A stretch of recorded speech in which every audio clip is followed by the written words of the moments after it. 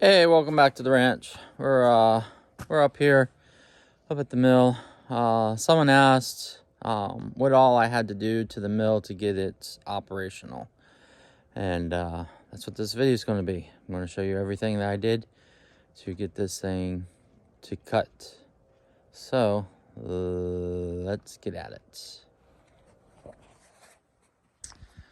So when I got this mill, it was in a pile in a cow field, out in the rain, just rusting. Well, I mean, it's out in the rain now, but at least it's being used. And after each rain, I come up and I spray all the moving parts with WD-40, and to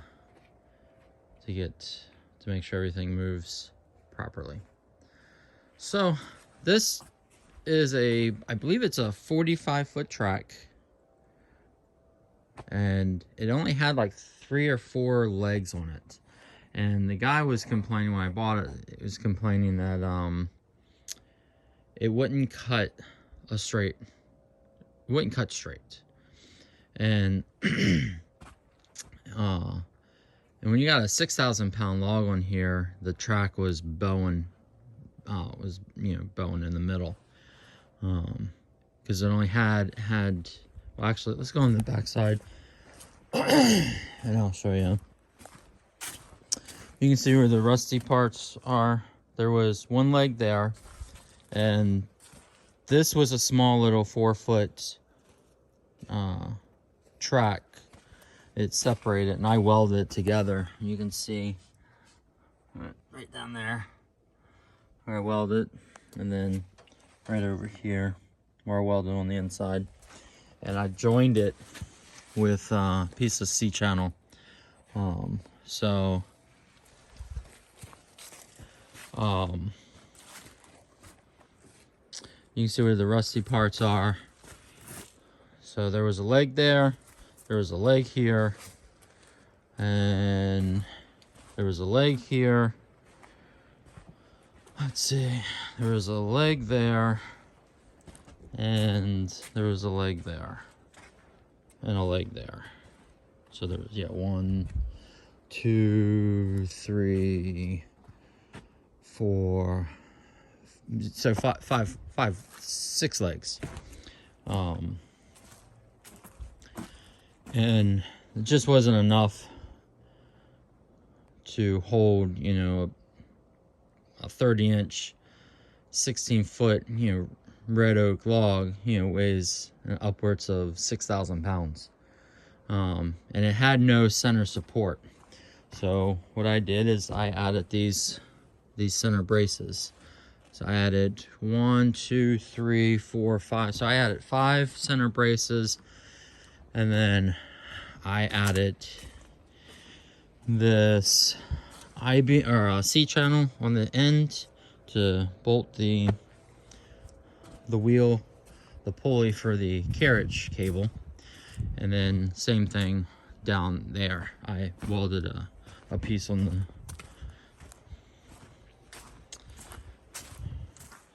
I welded this piece here so we can bolt the other wheel. And then I went ahead and I poured concrete blocks every 8 foot, and then I put my brace in between to help stabilize the track more. And then I added those angle brackets to the track. I only bolted it down here because this is where the track moves a lot from side to side, from loading a log and turning the log on the carriage. And then all the others are, the track is just sitting. And I have these spacers here. I made these spacers. It's just 2 1/2-inch, 1 inch, 1/2 inch thick, and then I believe those are 2 3/16, just flat stock, all welded together, and that just sits right in there. And then again, because this side of the track has to sit higher than that side, because you have the thickness of the 2 pieces of angle iron, and the wheels ride on top of this. So this track has to sit higher than that one for the carriage to be level. And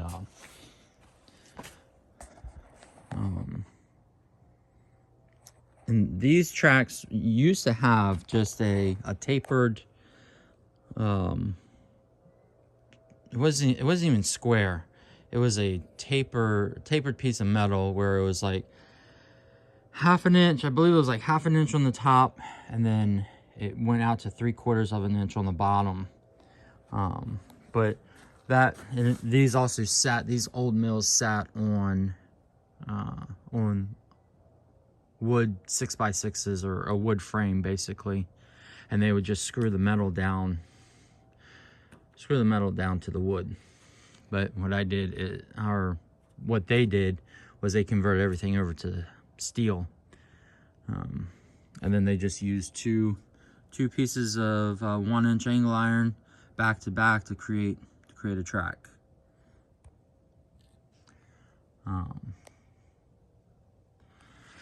So there was that. I had to replace the cable. This is a brand new, it's 100. The cable that was on here was like 89 feet. I replaced it with 110 feet of cable, which gives me a lot more bites on my drum. There's the cable drum. Gives me a lot more bite, but it also gives me a lot of extra room if I need to make this track longer to fit a longer carriage and a longer log. The carriage is 14 foot long, so I can put comfortably a 16-foot log on there. But I have gotten questions if I can cut, 20-foot beam for someone. And then I got another question where someone else wants a 32-foot beam cut. And unfortunately I had to turn them away because there was no way I could put a 32-foot log on this mill. So I went ahead and planned for future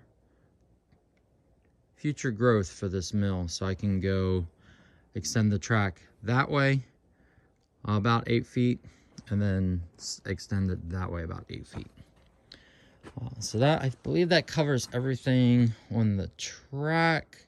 Oh, they used to have babbitt bearings on this cable drum, and I replaced them with pillow block. There we are.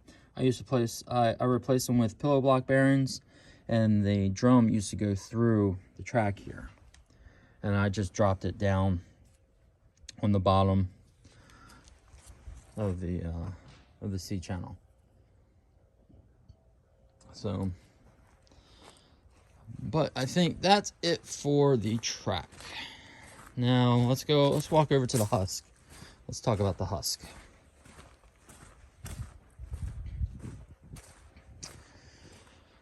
The Husk, when I got it, it was already modified because it had babbitt bearings, down in there, and then also a babbitt bearing down in there. But they already modified it and they just put these bars there, and then just raised it up again, back in there. This piece right here was broken off when I got it, so I had to re-weld it to this bracket. That's the only thing I had to do with that. What else? These pieces of C-channel, I welded to put my deck. It didn't have any. It was just an open husk. It had no way of mounting a table onto it, or it didn't have a deck on it, I should say. So everything rode on top of this bearing here, and you can see as the boards came off, it just kept hitting and slapping this bearing, which I think why I have a little bit of a wobble in my blade and in that pulley, or in that bearing, is from the abuse it took from boards constantly beating the crap out of it. So eventually I will have to take those bearings apart and probably replace them. But right now it cuts pretty straight, cuts pretty square. So yeah, I did the deck. Oh, and I made these brackets here, welded it to the track so that, and because this is cast iron, you can't weld to it, and I found that out. I'm not a welder. I tried welding it. I have a basic understanding of welding. So I tried welding it, and then as it was cooling down too fast, and it cracked. So I went ahead and bolted. I just put 2 3/4 inch bolts in there, and then I welded it to the track. So the husk cannot move away from the track at all. So it all will move, and there's one on each side. There's one over there, and then one here, and then these also sit on concrete blocks. And if I need to, the track will move this way, the steel will flex this way. So if anything ever happens with I need to adjust the blade, I can adjust the husk, jack this side up, and it will angle the blade. And then the mandrel, there wasn't too much I had to do with the mandrel. This big pulley ran the blower, but it was mounted up here, and the blower was mounted under the husk. But we had a catastrophic failure with the blower, which made me just go ahead and buy an external blower that sits back over there. So this pulley, this piece here on the pulley, broke, and so we added this 1/2 inch plate to replace this, and that's bolted directly to the pulley. Pillow block bearing, I made this, took one of the legs off of the track, and I made the to mount the bearing, the pillow block bearing to support the back of the mandrel. And then when you look at this when it's running, it has a slight wobble to it. And so what I had to do is the inside of this, I had to shim it up until it's not perfect by any means, but it is a lot better than what it used to be. And so I had to shim it up, and then once I put shims in there, I went ahead and welded that piece to the bar, to the mandrel, so that won't move. But there still is a slight little wobble to it. So that's it for the husk, the track, the husk, and the mandrel. I had to buy a new belt. Made a belt tensioner. The way that most of these belts are is they are, you have to move the whole engine to tension the belt, and I didn't like that idea, so I went ahead and made a belt tensioner. So basically all it is, and same thing with the conveyors, I'll show you that in a bit. I took a chain link fence post, threw some bearings down in there, put a centerpiece, welded to a bracket, welded to a nut, put a threaded rod in there, and you just turn the rod, which adjusts the bar inside. And it's just 2 pieces of angle iron bolted to a big block of concrete. That works really well. That's super tight. The engine sits on concrete blocks. This way I can put an oil pan up underneath there and change the oil. And it's up off the ground quite a ways, so when it rains, mud doesn't splatter up on the engine. It did have an old generator on here to charge the battery. I went ahead and added a 1-wire alternator to it.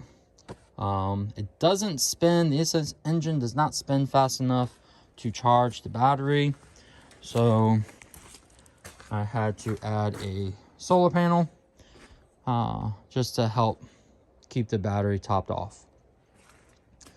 IBC tank for the fuel, and then I went ahead and move this. Jumper cables for when it's really cold, that does not have enough cranking amps. The battery doesn't have enough cranking amps to turn this engine over when it's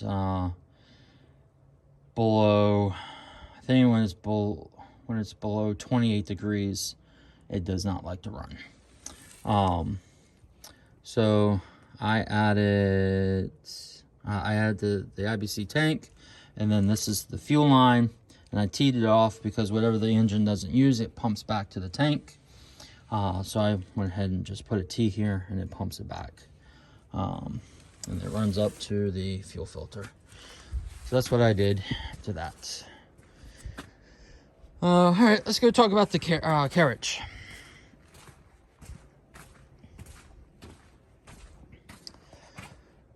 The carriage.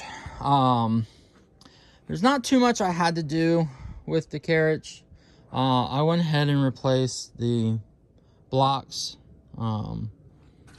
here where the log sits on. This is just 4-inch C-channel. The old ones were like this front one kept getting hit by the blade, so it was knocked back like an inch and 3/4. The center one, it was hit by the blade, so it was uneven. The back one, it was fine, but it wasn't, the two pieces weren't even. So I went ahead and made new ones. So all it is C-channel, bolted together. Use the original brackets for the bottom spacers, and then I just used my plasma cutter to cut everything, and then bolted the knees to it.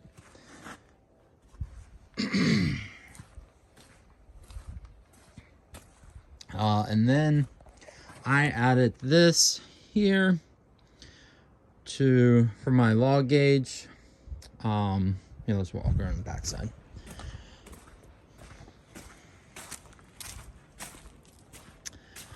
I added this wheel here, and I welded a sprocket onto the Setworks bar, shaft, whatever you want to call it. And when there is a log on there, this chain is really floppy, so I need to build, and also this moves, which loosens the chain. So what I have to do is I need to build a automatic chain tensioner on this, so it always keeps tension. But this chain will jump sprocket down here, and it throws my whole log gauge off. So right now I just use a tape measure, but I do need to get that fixed. I think that's it on the carriage. I think that's it on everything.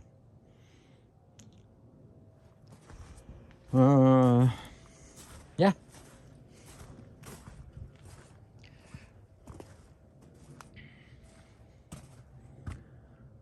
Oh, conveyors. I knew I was forgetting something. So I went ahead and built these conveyors for the offloader. Just make it easier for them, so they don't have to lift the logs. Basically the same thing as the belt tensioner. Is I just got some bearings, tapped it into chain link fence posts, put a rod down, rod through the middle, and then welded it to some angle iron, and then bolted the angle iron to, well, these are concrete, the others are cedar blocks.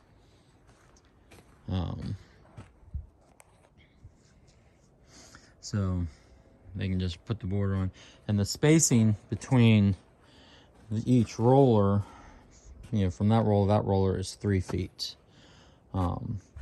Because that's as close as I can mill on my, that's the smallest log I can mill, is a 3-foot log. I don't like to, but sometimes the tree company drops off these tiny little logs, and I just hate to see them turned into firewood when I can use short little block logs for like blocking, or, you know, tabletops or whatever. So I went ahead and I put those within 3 feet, so they can at least rest on the conveyors while they're being stacked, or whatever else they got going on. So they don't have to set them on the ground and then bend over and pick them up off the ground. Everything is waist height. But yeah, I think that's it. There's not too much else I had to do. Oh, I do have a problem with the blade overheating. Oh, I did. Not so much anymore. The blade needs to, the blade needs to be hammered out, but the mill came with two blades. It came with a 54-inch and a 56 blade, and they're style 3 blades, so they are a bit thinner than the B and F style blades, and they had a huge wobble. They'd overheat all the time and then start buckling.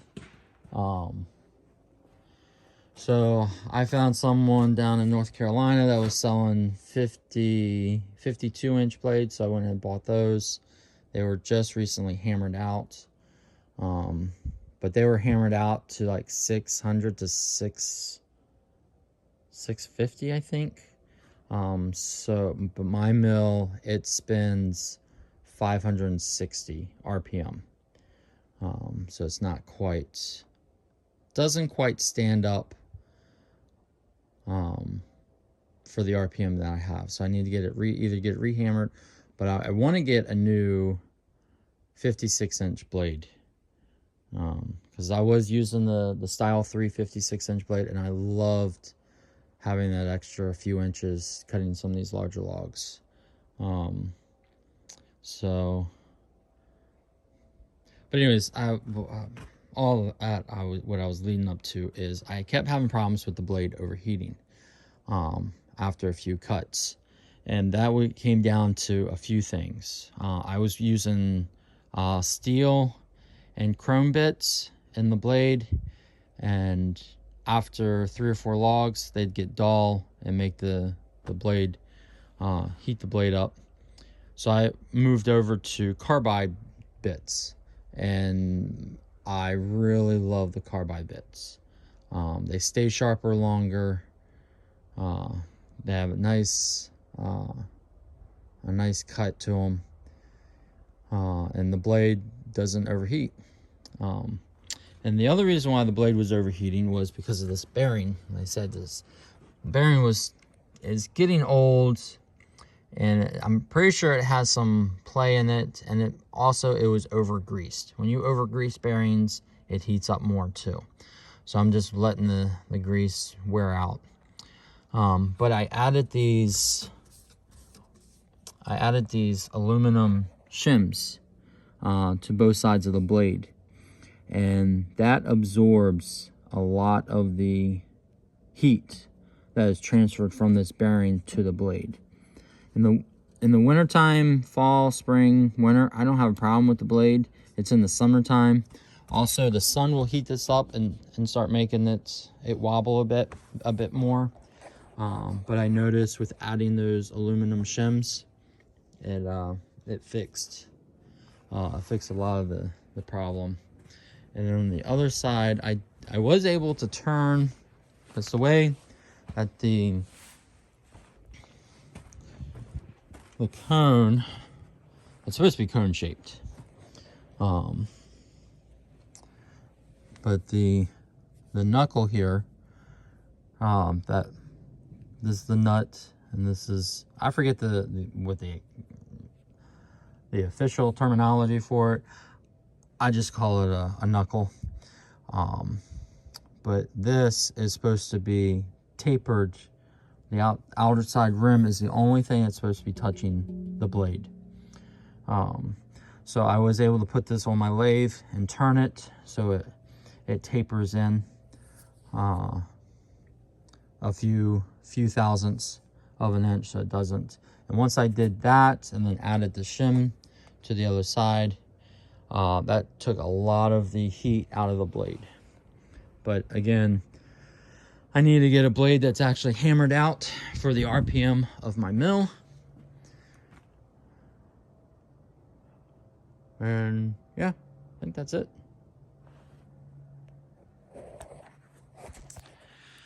All right, I think that's it for this one. I got some more wood chips to spread and some other stuff going on. But yes, I forget the gentleman's name. He asked me what all I had to do to get this mill operational. So that's what I had to do. But yeah, till next time, guys, like, subscribe, share, comment, and you guys take care. Bye.